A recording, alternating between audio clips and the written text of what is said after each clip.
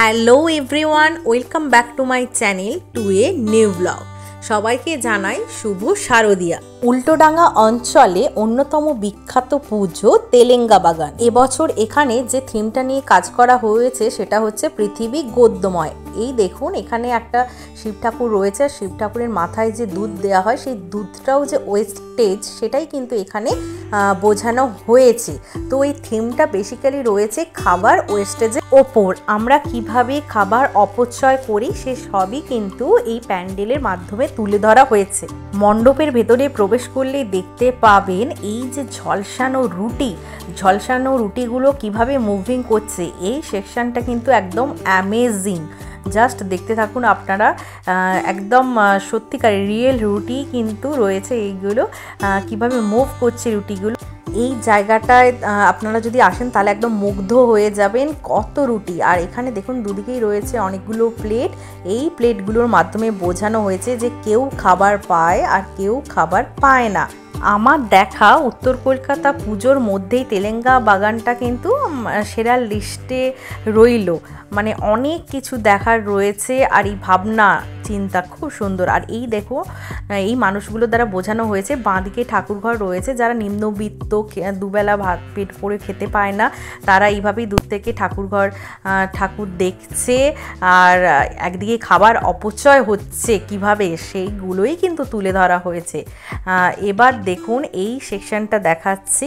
এই সেকশানে দেখুন একটা বিয়ে বাড়ি তুলে ধরা হয়েছে। বিয়ে বাড়িতে আমরা যেরকম এইরকম চেয়ারগুলো দেখি আর মালা রয়েছে, তার সাথে রয়েছে বিয়ে বাড়িতে আমরা কিভাবে খাবার অপচয় করি। দেখুন প্লেটগুলো এইভাবে খাবার অপচয় করি, সেগুলি তুলে ধরা হয়েছে। যে অনেক মানুষই খেতে পায় না, তারা এই উচ্ছিষ্ট খাবারগুলোই পরের দিন খায়, সেইগুলোই কিন্তু বোঝানো হয়েছে এই বিয়ে বাড়ির মাধ্যমে। এবার আমরা ভেতরে আরেকটা সেকশানে প্রবেশ করব।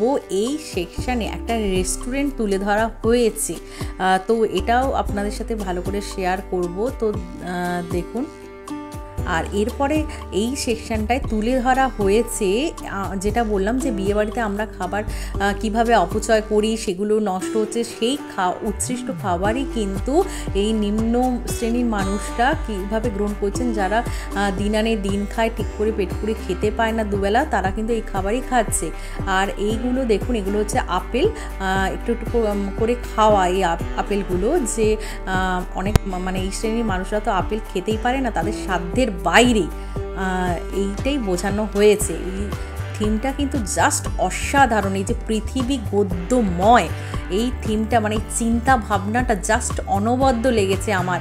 আর এই সেকশানের লেখাটাও দেখুন, একটা বেশ মেটালের তৈরি কিছু হবে, খুব ভালো করে একদম সাজিয়েছে।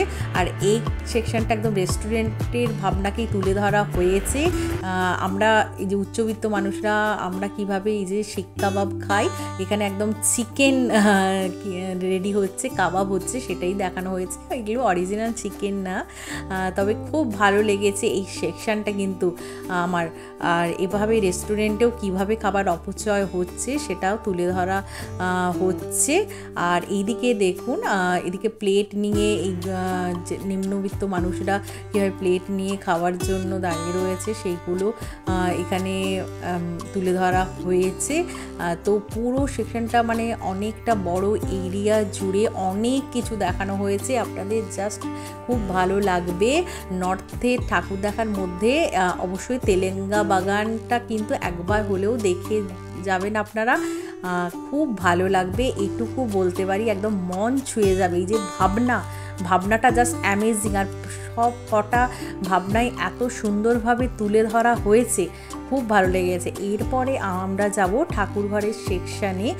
তো দেখুন, দূর থেকেই কিন্তু এই মানুষরা, নিম্নবিত্ত মানুষরা দূর থেকেই তারা মাকে দর্শন করছে, সেটাই এখানে তুলে ধরা হয়েছে।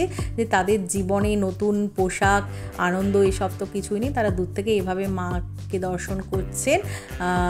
সবাই তো মায়ের সন্তান, আর মা এখানে কিন্তু মানে দেবী অন্নপূর্ণা হিসেবেই ধরা দিয়েছেন। দেখুন মা মুখটা এত মমতাময়ী, এত সুন্দর। মা স্বয়ং অন্নপূর্ণা, মায়ের কাঁধে হচ্ছে কার্তিক ঠাকুর, আর মায়ের কোলে গণেশ ঠাকুর, এছাড়া সরস্বতী, লক্ষ্মী এরাও রয়েছে। মা একদম অন্নপূর্ণা হয়ে রয়েছেন, মায়ের হাতেও রয়েছে চাল। তো খুব ভালো লেগেছে আমার, একদম মায়ের মুখটা খুব সুন্দর হয়েছে, খুব সুন্দর হিসেবে ধরা দিয়েছেন এখানে মা।